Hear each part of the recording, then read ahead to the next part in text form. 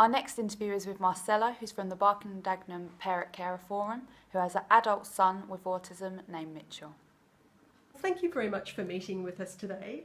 I wonder if you could first tell us your name and a little bit about yourself. Right. My name is Marcella Cooper, and I've lived in the borough for about 26 years now, because Mitchell was born in the borough, and I presently chair the Just Say Parent Carer Forum, and we're funded by the Department of Education. Because the idea of the Parent Forum is to gather information from parents and to find out what exactly do they want to see happening in the borough, and then for us then to empower those parents and for us to be engaging with not just the local authority but with education and also with health. And so we, as I said, one of the key things that we discovered was that as parents, we don't have a say in decision making when it comes to how our children are supported. So you find professionals are making decisions about the kind of activities or respite they think is right for our children without engaging with us. So it's been discovered that when you get involved with parents and you ask parents what their needs are, the outcomes are really better for our children. I wonder if you could share with us your thoughts about what's happening at the borough level to make people with disabilities safer in the community. I think our borough, I really truly love living in Barking and Dagenham. I have no shame in going to people and saying this is where I live, and I'm really proud. Simply because from the outset, our borough have been really instrumental in making sure that vulnerable people who live in the borough are safe. We have the Learning Disability Partnership Board, instrumental with regard to safeguarding. We had a subgroup which was called Safeguarding, and we invited the police, we invited fire services and all the people that needs to know about our children. From that, we've had smoke alarms put in free by the fire brigade for families. We've had and for people who live in their own home. And so, as I said, we've done the safe places in the borough, really instrumental, staff instrumental in making that happen. But what it is that, if for instance, my son, he's got the card, if something happens to him, maybe he's probably lost his PAs and he sees the sign, at the shop window, he can actually go in there and say to them, I need help. And then they will know exactly who to call. He has a number on the card and they would call us. And I think for a lot of people, it really is kind of, well, for me, it made me feel really secure in knowing that if Mitchell is out, going about, that something happens to him, there are people. It's a community spirit, I think, also, because that's one of the things we've lost. Long time ago, if you hear about older people speaking, we all looked out for each other. And I think now we're isolated, everyone have their mobiles, they're in their own little world. I think it's really nice to know that there are people out there who still recognise that our children and are ready to help them when they need to. Brilliant thing is we have the vulnerable adult list, which is with the police. So when something happens and we call the police and we say to the police, this is what's happening, our children are vulnerable, they're there immediately. Well, we created the vulnerable adult list certainly because some of our children who have got autism and learning disability, I find that when children are young, everybody is ready to pat them on the back even if they misbehave and say, well done, well done. But as they start growing older, that there's less pat of the back and thinking, well, what's going on here? And we needed the police to recognise that when our children do something that they think is not quite right, there's a reason behind that. The fact that they're vulnerable, the fact that they've got autism, they have certain behaviours which they do, which are not appropriate. So I think when the police recognises that these things are happening and they approach a person with autism, I think the way in which they would speak to that person would be very different from someone without additional needs. And once the police recognise that, it's a different story. The route they will be taking will be different, knowing that that person has got additional needs.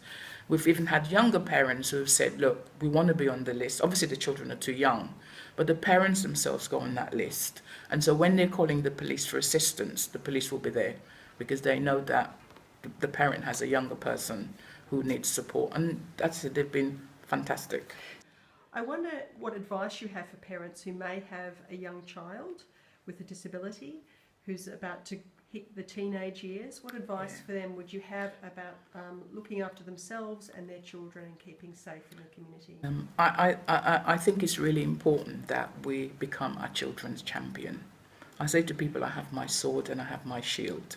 And that means that I am here to support Mitchell and also to defend him against certain things that's happening.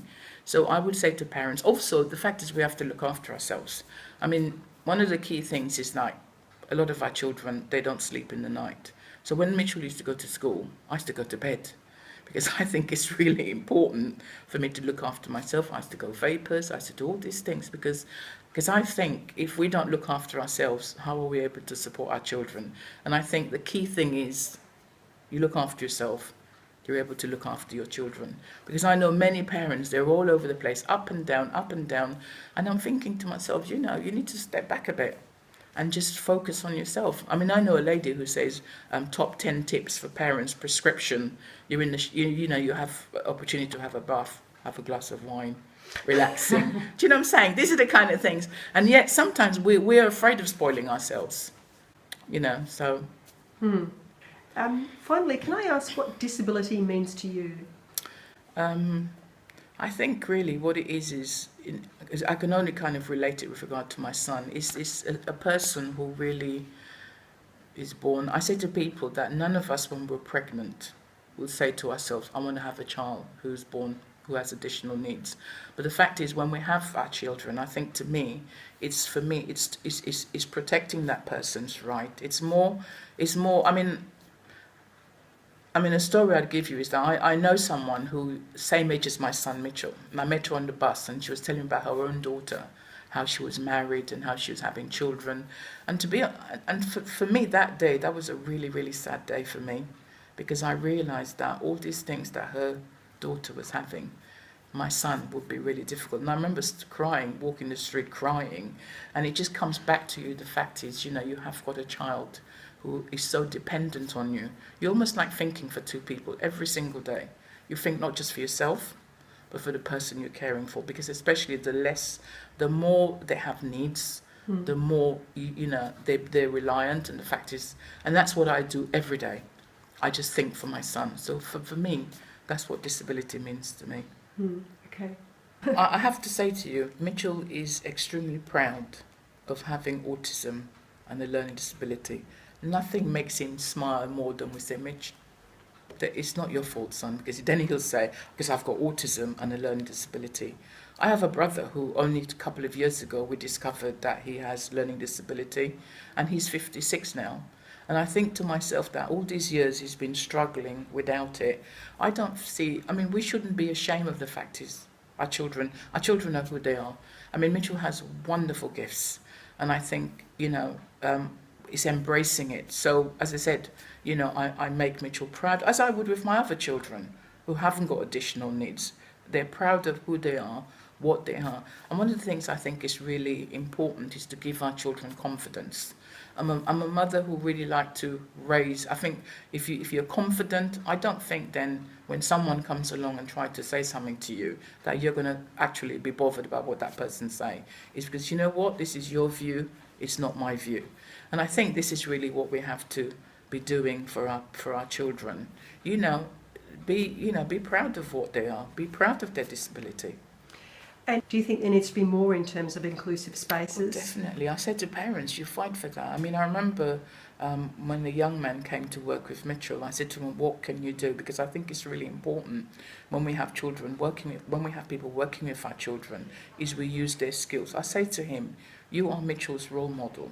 Mitchell needs to see you. Mitchell doesn't know what it's like to be a young person, but you can show Mitchell what it is like. And I said to him, what do you like doing? He said, I like go-karting. And I said, I think Mitchell would be really interested in going go-karting. And he said, oh no, I don't think so. I don't think they would allow Mitchell because it's this. And I said, listen, you go out there and you fight for my son's right. I want you to go to them and say to them, you're working with a young person who has got additional needs, and you'd like to bring him in to do go-karting and for them to start making reasonable adjustments. I said, that's the law. And he went back. And he said, yes, they said, can they bring Mitchell in? And interestingly, when he came back, the report was, Mitchell was the best person they've ever had in terms of going around, because he's not afraid. He's not afraid of making mistakes. Fabulous day. And I think this is really what it is understanding the law, what the law requires every person to do. with regard when they're supporting. Inclusive is important. Another issue a parent has in the borough is swimming. They seem to want to segregate our children. And I say to them, you shouldn't be accepting that.